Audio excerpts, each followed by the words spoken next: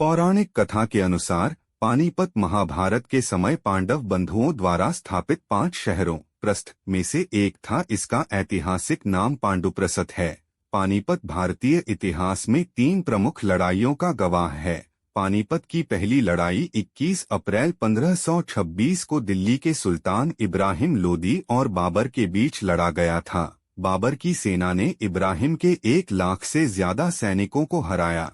इस प्रकार पानीपत की पहली लड़ाई ने भारत में बहलुल लोदी द्वारा स्थापित लोदी वंश को समाप्त कर दिया।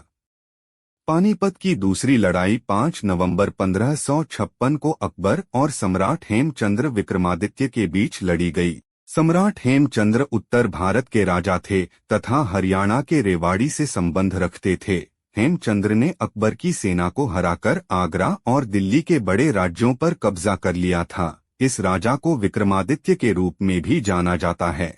यह राजा पंजाब से बंगाल तक 1553 से 1556 से अफगान विद्रोहियों के खिलाफ 22 युद्धों जीत चुका था और 7 अक्टूबर 1556 को दिल्ली में पुराना किला में अपना राज्याभिषेक था और उसने पानीपत की दूसरी लड़ाई से पहले उत्तर भारत में हिंदू राज की स्थापना की थी।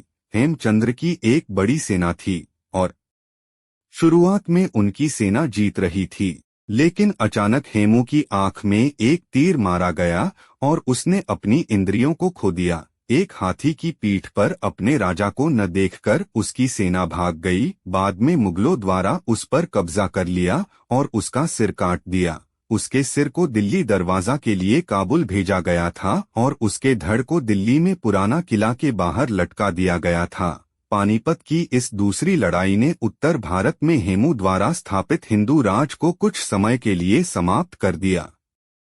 पानीपत की तीसरी लड़ाई 1761 में अफगान आक्रमणकारी अहमद शाह अब्दाली और पुणे के सदाशिवराव भाऊ पेशवा के तहत मराठों के बीच लड़ा गया था।